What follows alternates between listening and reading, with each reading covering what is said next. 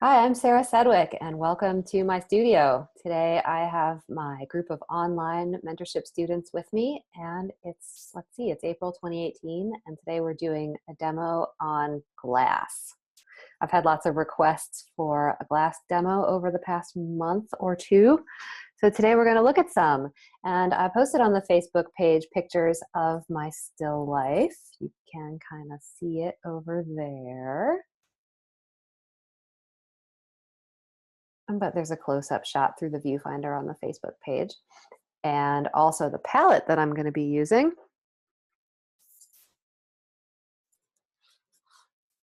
Titanium white, pyrrole red, alizarin crimson, cerulean blue, ultramarine blue, ivory black, cadmium yellow, Hansa yellow, yellow ochre. And I've pre-mixed some colors for the still life. The first one that we're going to worry about, though, is this pile right here. This is my dull neutral orange made from the pyrrole red, cadmium yellow, and a little bit of ultramarine blue. And I'm going to tone my canvas and do the underpainting and block in with that color, as I almost always do. Oops, gotta get some paper towels.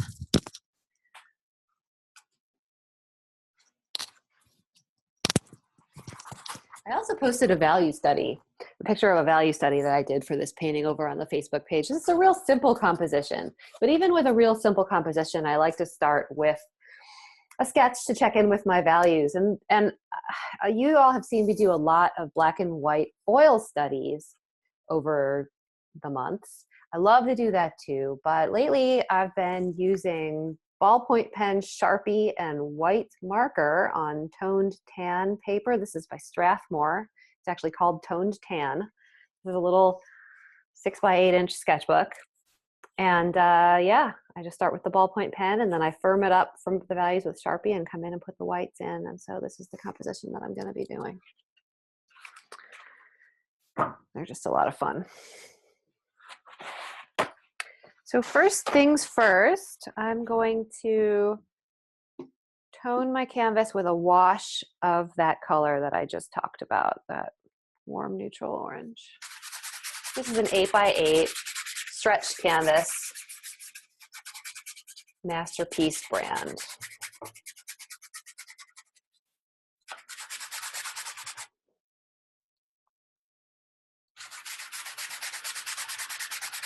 And I want to put a tonal wash on the canvas to a mid value. It's not opaque. It's not too runny and wet.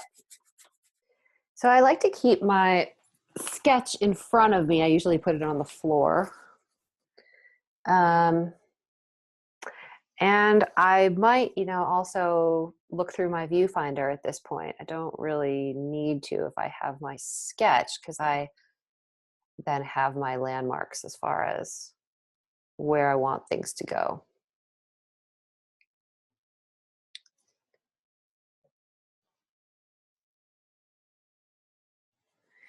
And as I start laying out the composition, I'm just feeling my way into it very, not tentatively, but feeling my way into it with little landmarks and checking in with my sketch and checking in with my still life.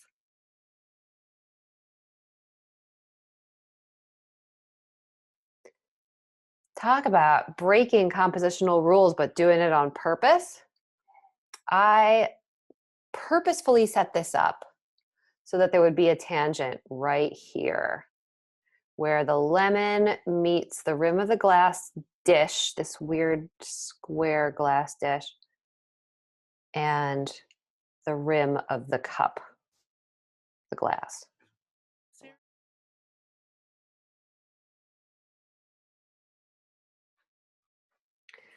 And so I mentioned that I was using this tangent right here to kind of create visual interest and tension, because this is not the most amazingly stimulating still life setup. I wanted something fairly simple, but yet with some complexity around the glass problem. We've got colored glass here. We've got things seen through glass. We've got water in a glass and something in the water. That's complicated enough, how much do you really need? But at the same time, it is just a few simple objects and it's not the world's most creative vantage point. So I wanted to try to create some more visual tension by having this tangent right here. Or maybe an opportunity for a lost edge where there's some overlap at this edge of the glass bowl and the rim of the cup. And I did the same thing in my recent painting. In this painting, if you go online and look at this on Instagram, maybe you'll see where the rim of the glass meets the rim of the silver pitcher in that still life. I intersected those also to create a little bit of visual tension around there, because the inside of the lemon in the glass is my focal point. And so creating visual tension there kind of keeps your eye in the focal point. That was my goal anyway. And so the message is, if you're going to break the rules or do questionable things around rule breaking, do it knowingly and on purpose, not as an accident and then noticing it later and like, oh.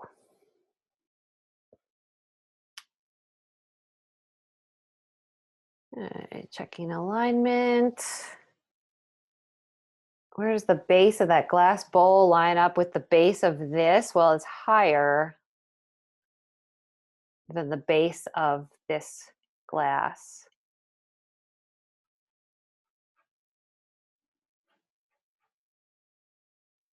And I want to check in with this negative shape here. This light negative shape, because this is one of the things that I like about this setup is this little keyhole of light that's happening in between these. And if I don't draw that corner right, this comes in more, and this is straighter. But I can use this negative shape in between the cast shadow here and the edge of that square glass bowl to help me draw everything. It helps me draw this glass. It helps me draw the bowl. Feels strange calling it a bowl when it's square, but it is. Dish. I'm no linguist.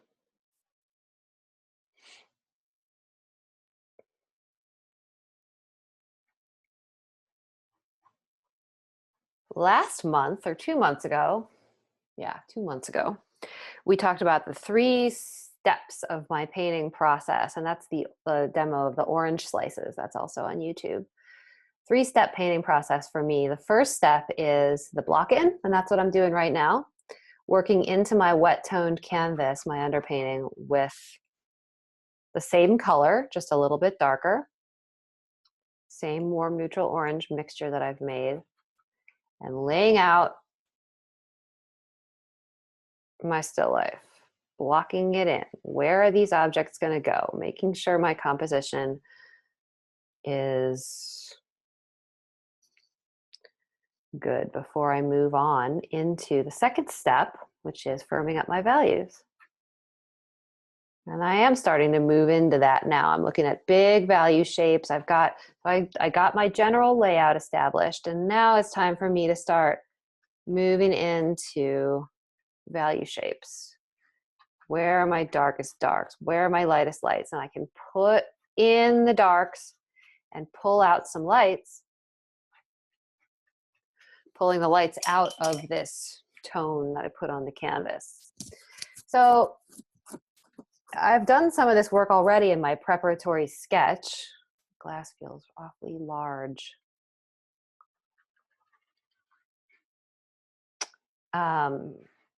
Noticing where my lightest lights are and my darkest darks.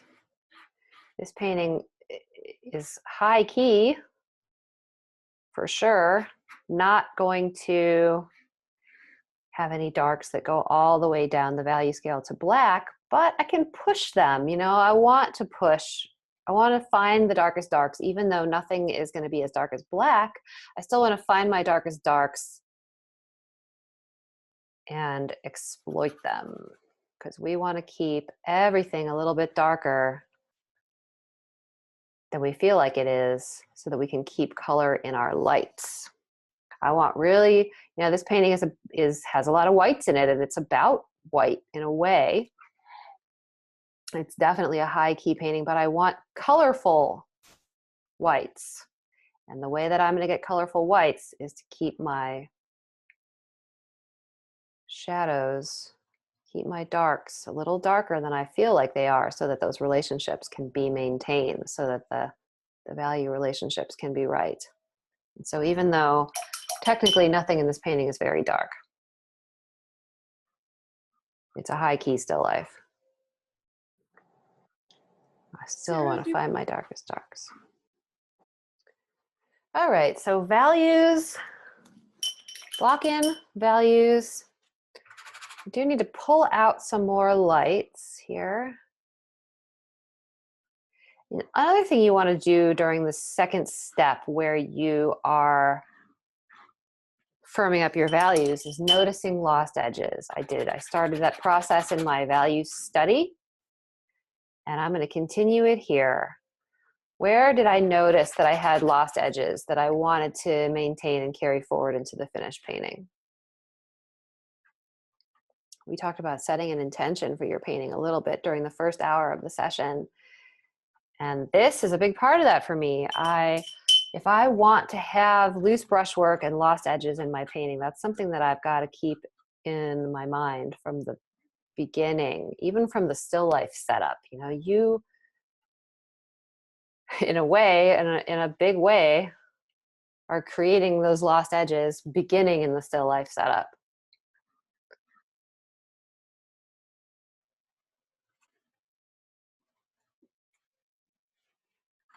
Putting like valued things together, putting similarly colored things together.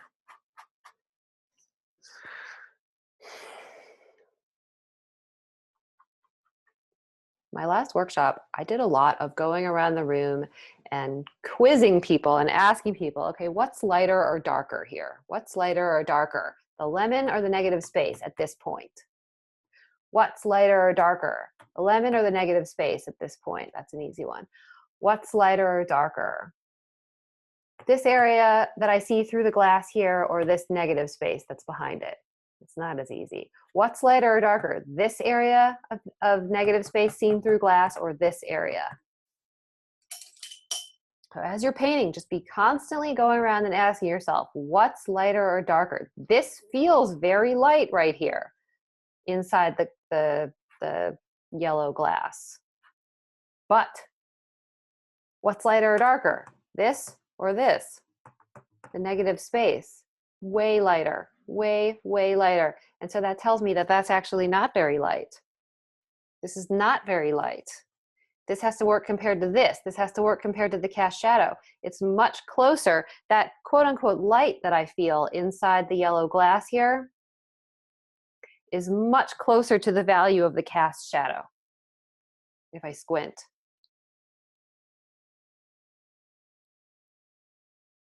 Than it is to the light outside the glass here. Much more similar to that cast shadow. And similarly, this light that's inside the shadow, this bright reflection, not that bright. Not really that bright. We're going to do it with color and not with value. We're going to make it saturated, and that's what's going to stick it out from the shadow. But actually, value-wise, it's not very light. Does that make sense to everybody?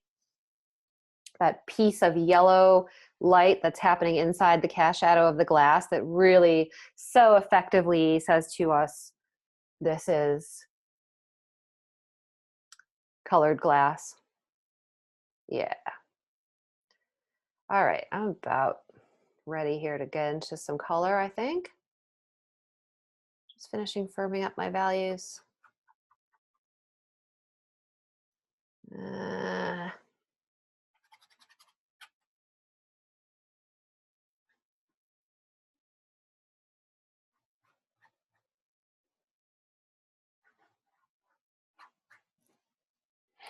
So I talked a little bit just earlier about how this is a pretty simple still life. Simple is good. right? Simple gives us a chance to work on the things that we want to drill down on. If composition and values is the thing that you want to struggle around with, see how great of a composition you can pull off with how simple of objects. You know, if color mixing is the thing that you want to drill down on, set like Bonnie has been up to with the pairs and her other endeavors, her color studies, set up something simple so that you can work on your problem and you're not instead just struggling around with drawing or an effective still life setup when there are just too many elements. You're making it harder for yourself to focus on the thing that you actually want to be learning about. But that said, if you are going to go for simplicity, give yourself, you know, something to spark your interest. And even though this is a very simple painting, there are things going on in here that I am interested in myself. Like I know myself, and when I set this up, I gave myself things to have happen here that do interest me. So simple and boring are not the same thing, is my point.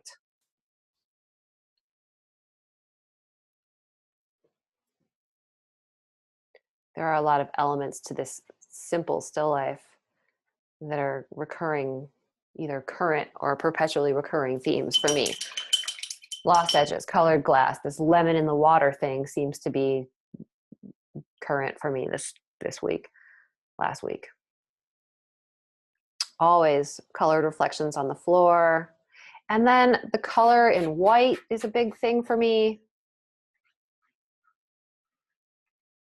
Perpetually.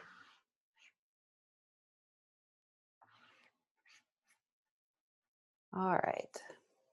So that's pretty much the second stage completed. Oftentimes in my underpaintings, when I have, especially when I have a darker, a lower key still life, an overall darker value setup, I will come in, I will bring some alizarin crimson and some ultramarine blue into my tone color. Think of it as a dull purple. And I will firm up the values even more, hitting my darkest darks and really taking it down to the next level. There isn't much of that here because there are just not very many dark darks, but I will hit the main points, I suppose. Careful. And I want to also point out that this paint is not thick and goopy. This is thin paint. I'm almost hatching over it, building it up in layers like drawing. This underpainting process of mine, I very often compare to charcoal drawing because you're adding in the darks, you're taking out the lights. You can use a paintbrush dipped in Gamsol very similarly to the way that you would use an eraser to pull lights out of a charcoal drawing. And if it doesn't come out with the brush, wet it down and just use your rag.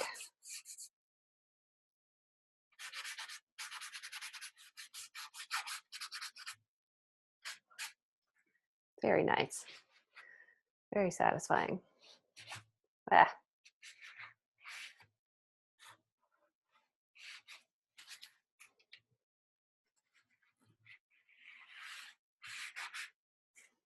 Great.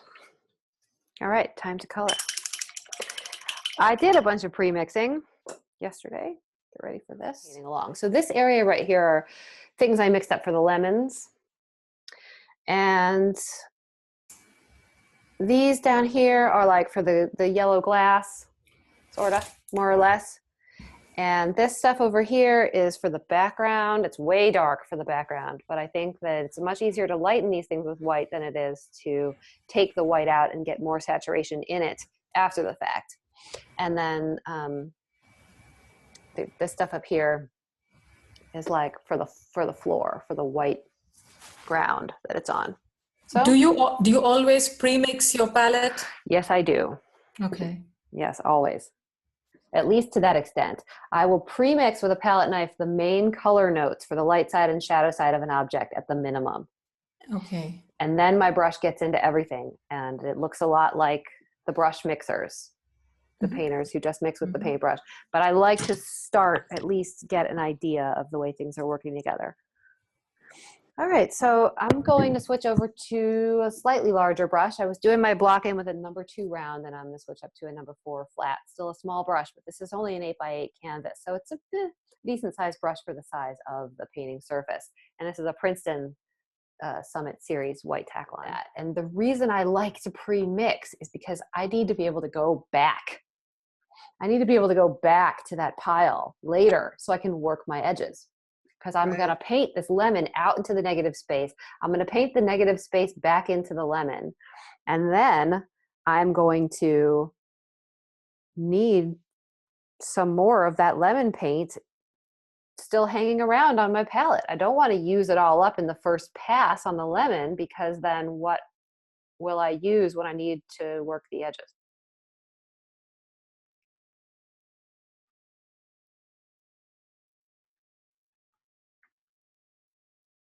And I really like to load up my brush with a lot of paint. It's like the stroke economy exercise. If I don't get enough paint on the brush, I am not going to be able to get the most out of each brush stroke.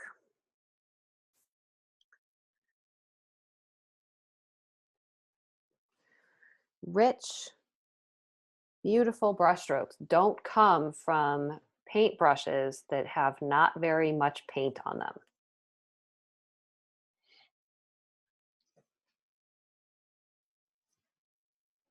In between each brush stroke, I am wiping my paintbrush on a rag, and then if I'm switching colors, it'll go into my Gamsol. If I'm not switching color families, it will not go into my Gamsol.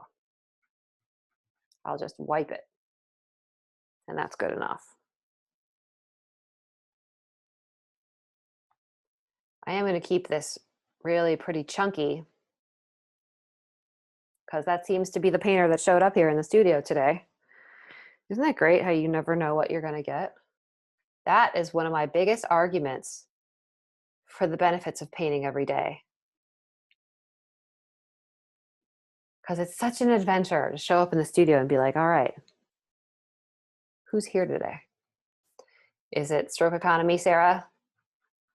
You know, is it 25 brush strokes or less to paint a lemon? Or is it, I really feel like getting out the small brush and belaboring this, Sarah? And that's not bad. That's not bad. It's just a different painter. And now you all are like, oh my gosh, my art mentor has multiple personalities. Don't worry. But it's true that sometimes I feel like I paint like a different person, depending on what warm-up I do, depending on what I painted yesterday, depending on my subject matter, depending on the weather.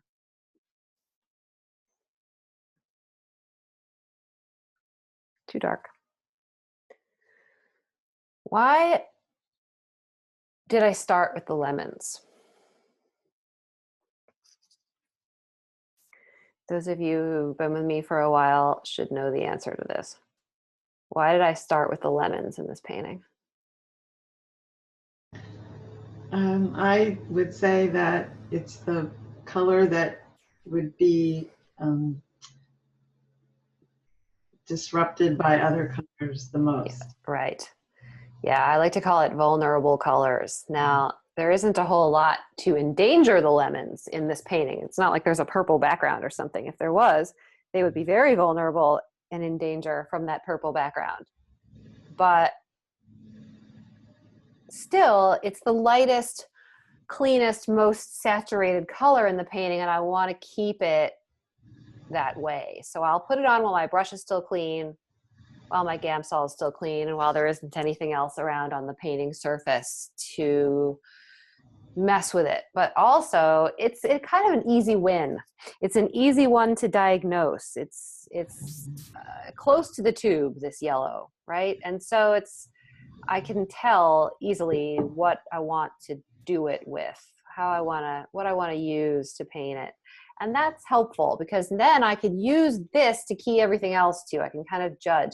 I can, for example, I can come into the lemon that's inside the glass and I can compare this lightest part of the lemon that's inside of the glass to this lemon that's already done. This lemon is already done. Or this part of the lemon and this part of the lemon that's seen through the glass down here. I know, or my intention is, to make the parts of the lemon that are seen through the glass a bit darker and a bit less saturated than the ones that aren't. So if I start with the ones that aren't, then I know that I got to knock these down. And I know that even though if I just look at this lemon that's in here, it feels pretty light. And it really does, even to my eyes. But I know I'm seeing it through glass, and I know I'm seeing it through yellow glass and water. So it's going to be darker and duller and maybe more orangey. And I'm going to push that a bit. It's if I just look here, if I just look in here, this yellow of the lemon starts to feel equally as bright as this. It feels very bright, but I know that I don't want it to be. So establishing this first helps me with that hierarchy. I hope that makes sense. Makes sense to me.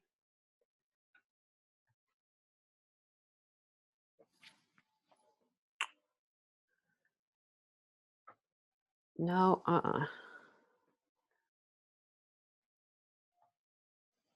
Totally legitimate. Trial and error. You put something down, it wasn't what you thought it was going to be. Just acknowledge that it was not what you thought it was going to be. Go back to the palette and change it. Don't continue to put the wrong thing everywhere in your painting. That's the inclination. Always for me too. So I know you do it.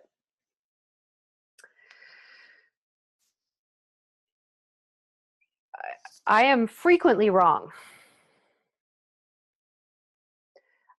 when I come to put something on the canvas. That's not a problem. The problem is if I don't acknowledge and realize that it's wrong, go back to the palette and fix it. Yes, was that Robin? Yeah. So I'm thinking about your underpainting. Now, depending on your color palette, wouldn't that become vulnerable to the color of your underpainting? You wipe off your underpainting when that situation happens? Do you mean like if I was trying to put a really intense blue over my orange underpainting? Yeah.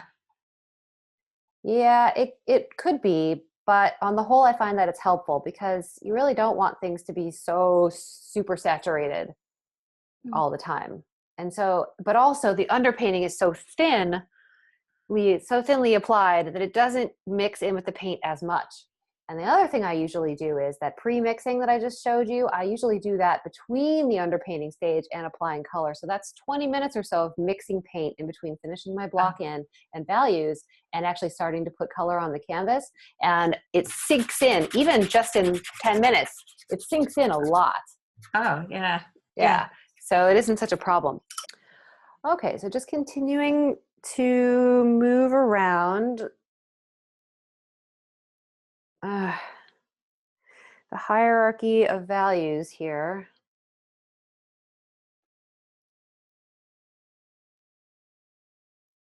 Yeah. Same value or very similar.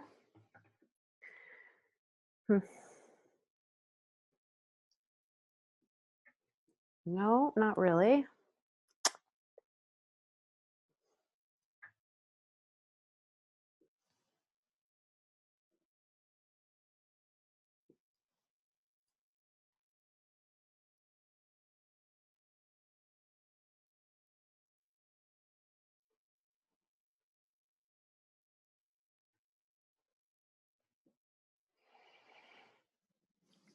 You definitely are seeing me paint this cup out beyond the perimeters of the cup, right? Out beyond the perimeters of the cup. And then I'm going to come back in with the negative space and firm it up again. Get another chance to revisit my drawing. And I'm not watercoloring, right? So I'm not trying to save whites.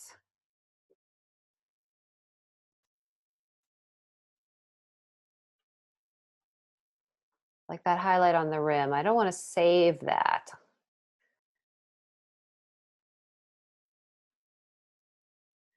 Rich, thick feeling paint comes from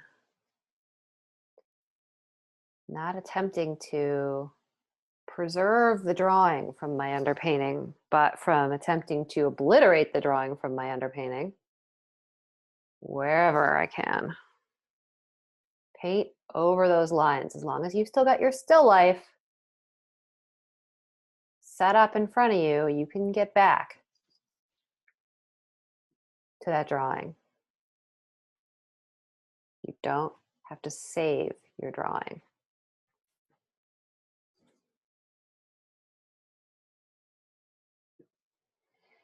What then happens is what I call haloing.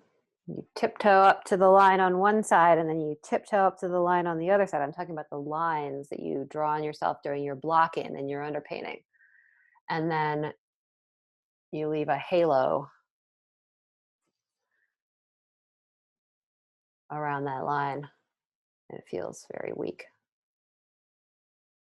I do not like that. Okay, so into the negative space now, I'm going to go.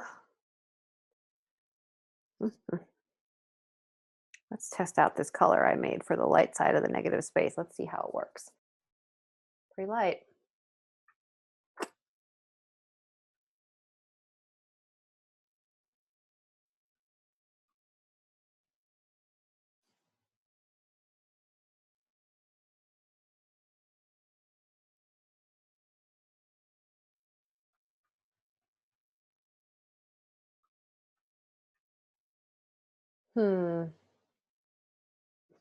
Good.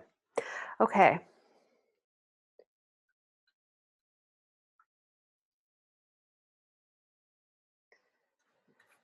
Good. So this negative space on the far left edge is very, very light. It could actually be pinker. I'm not going to worry about that. The temperature right now. Yeah, maybe I'll put a little pink in it.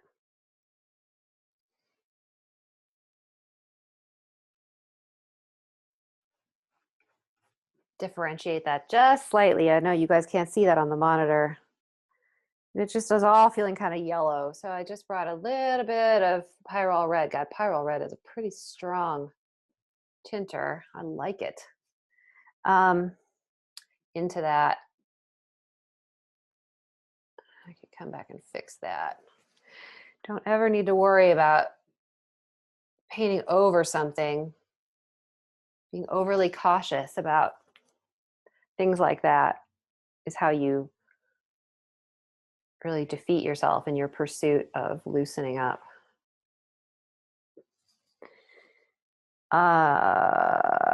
So it's the lightest at the edge over here.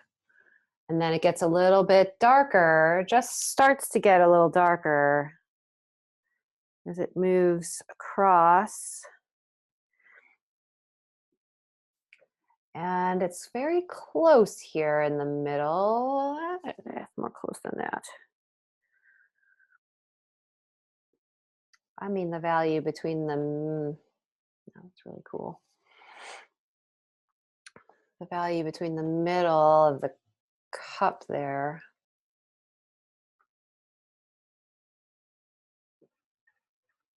Perfect.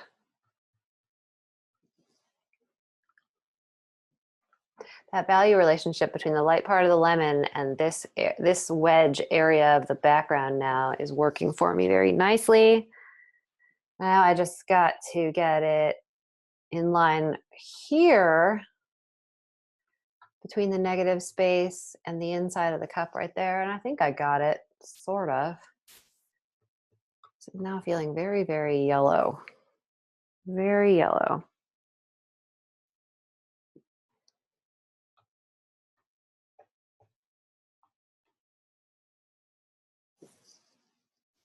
Good.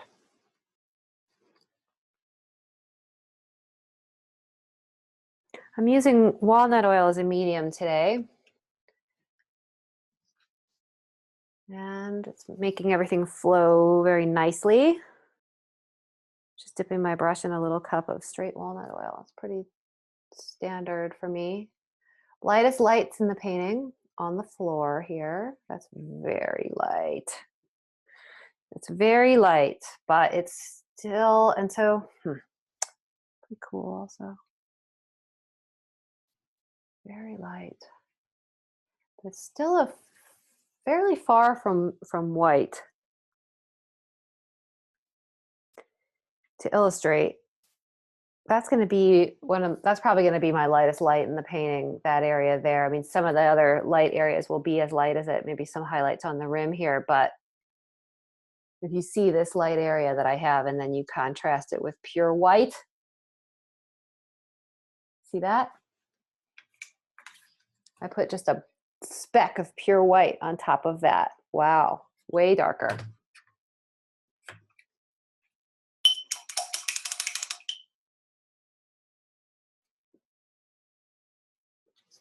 Magic eraser. So that's the lightest light. That keeps it in perspective.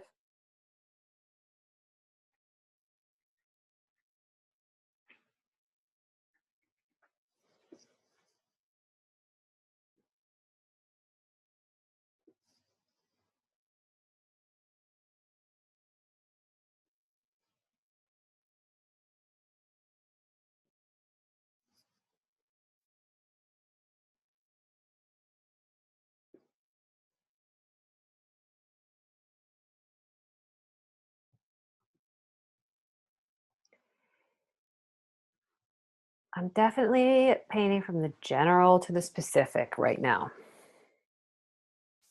I always try to have that mindset, particularly at the outset. I'm painting the big value in color shapes.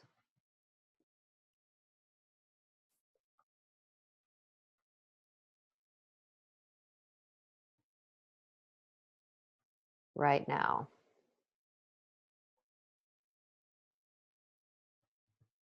I can always come in and get more specific with details later on. I mean, what are the details really except just smaller shapes? Paint the big shapes first. I'll paint the small shapes later. And I can make decisions at that time about just how small I want to go with my shapes. They will end up being passages, I'm sure, where I don't want to get that much smaller, where I feel happy with the level of detail that I've gotten to, but I will not, if I insist on beating up every single area to death before I move on to any other area, I'm not going to be able to give myself a chance to come back later and evaluate, was that enough? Was that level of detail enough? Do I want to leave it just a bit abstract? Is there a spot that's just where I've said just enough and I don't need to say any more? You have to leave certain areas alone to give them a chance to be done. Go work somewhere else. Put in the main color note, get the big value shape established, and then rapidly move yourself to another area of the painting. Please give it a chance to be done.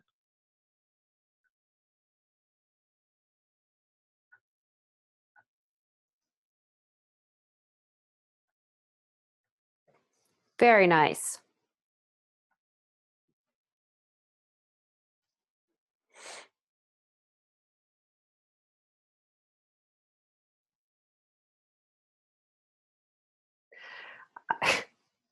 I'm reminding myself right now of this professor that I had in art school who used to get extremely excited during drawing class. He just loved to draw and teach, and God bless him. He was always just fired up.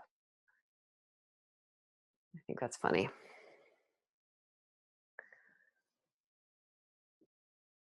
Some days are like that, Some days you just go in the studio and it's like, bah, here I am. I'm about to kill it. This is so wonderful. And we would not get to have those days. Here comes some green. This is barely green. It's kind of a sludgy brown purple, but it's going to feel green. We would never get to have those days if we didn't have the days where it felt like a slog, just a thankless round of self-torture.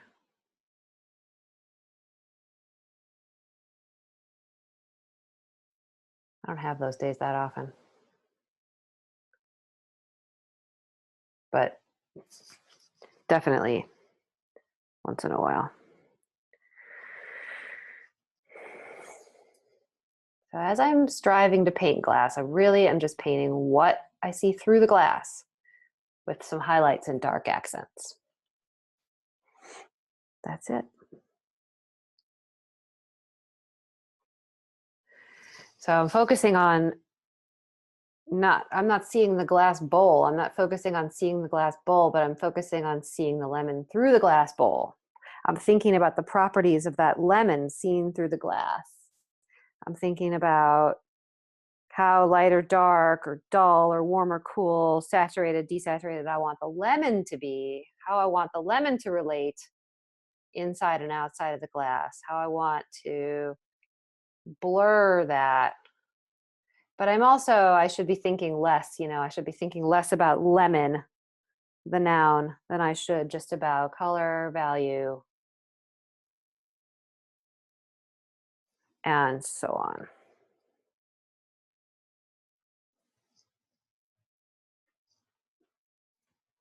How little can I get away with, especially inside the glass?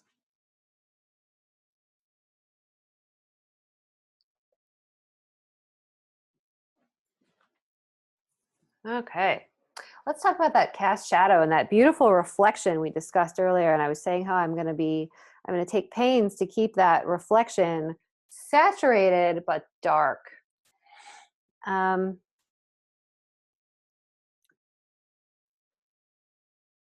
Yeah, I'm going to go into some orange. My brush is a bit dirty, but that's pretty much, it's hard to see because the underpainting is orange, but that's pretty much like a straight orange. The pyrrole red and the cad yellow. Maybe a more cad yellow. I want more contrast there. And then when I put the main shadow mask, the body of the cast shadow around it, it's going to pop it out. Never underestimate the power of pure saturated colors to make a little statement. If I really want to make a statement about what's happening inside that base of the glass here, I'll just use some straight cadmium yellow. That'll do it. That'll make the statement.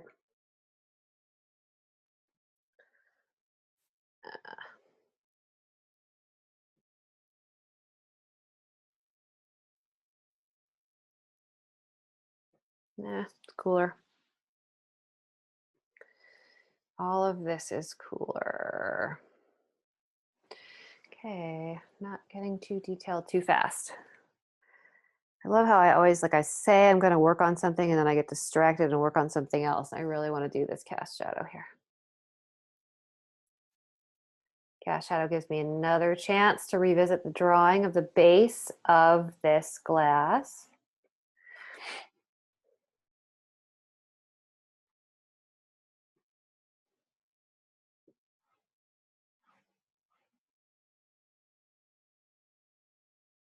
Is it lighter or darker? What is lighter or darker?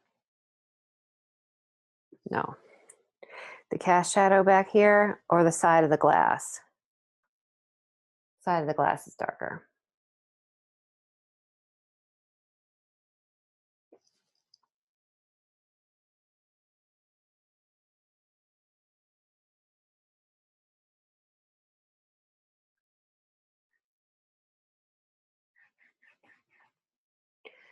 As few brush strokes as possible. Because the more times I touch the canvas in between trips back to the palette, the more I'm going to lose that freshness and immediacy that I want.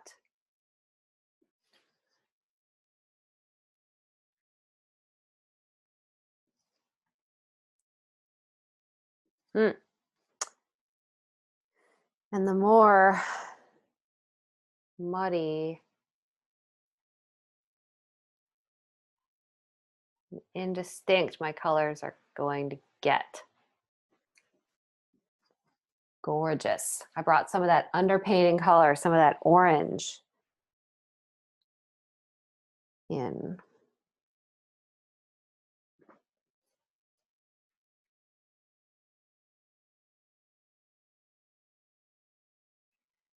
And I'm sure I brought some alizarin crimson too.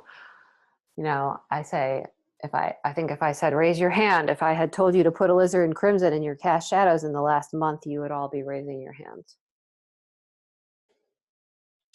So I'm gonna wind it up here pretty soon. I could keep you all day, but I will not do that. I just want to say a couple more things about highlights and dark accents on glass, because at this point, and I will go on and finish this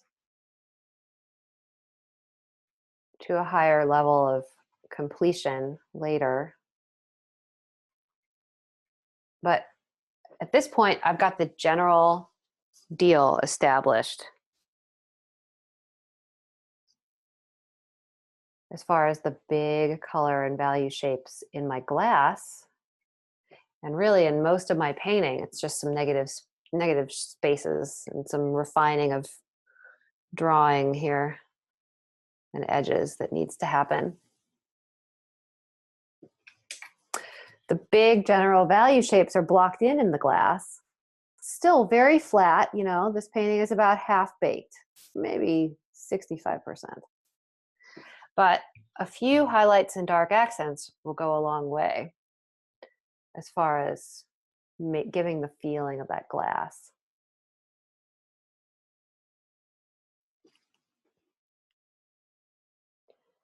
The highlights on the glass bowl, the square glass bowl, are not too bright. I could have manipulated the light differently to do that, but I liked this kind of subtle lighting situation, and it can be pushed. But the highlights just aren't that contrasty with the rest of it. So I'm not going to go to straight white. Maybe I'll use some of the stuff that I mixed up for the ground, like that.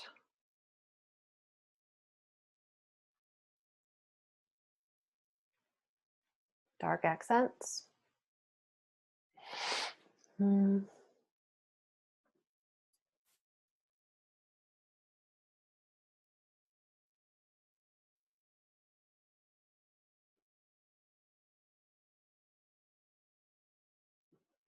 A bit of one where the rim of that glass intersects the rim of the bowl.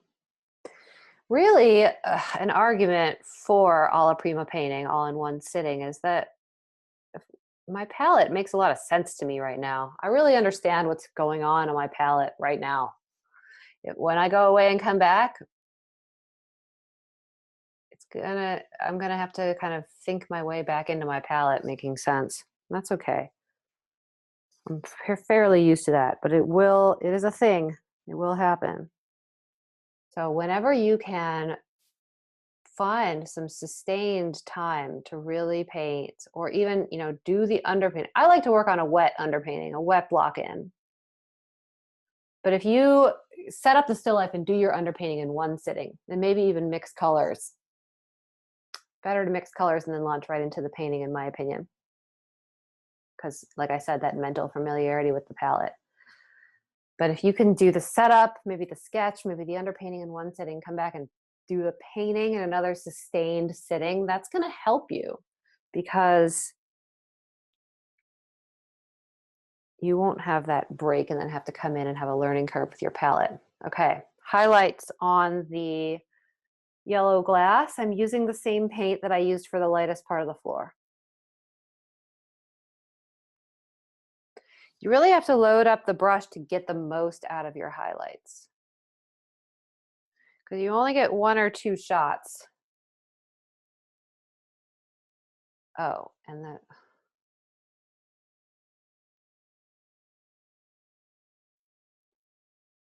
Gorgeous. There's a little window reflection there too.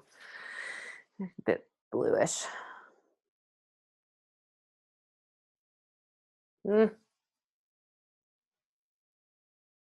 No. Yeah, maybe. There's also, I can see some of this rim of the bowl through the glass here. Really want that to be lighter or just less sharp.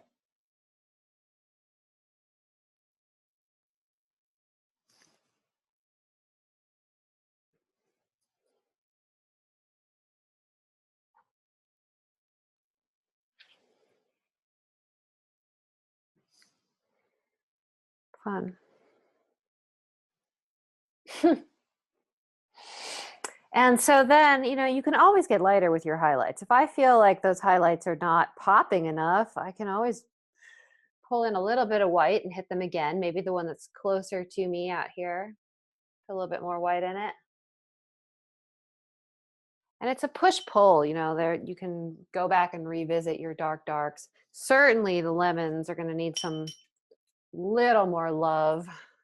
Maybe a little blending into this shadow there.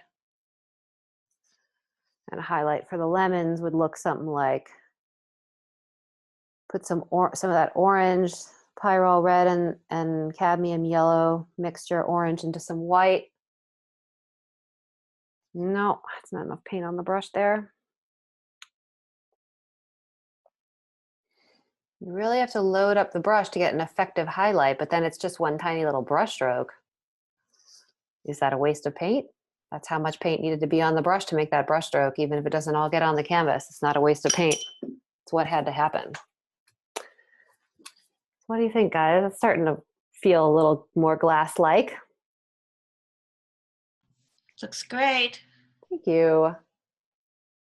All right, well, I will continue to work on this a bit more later.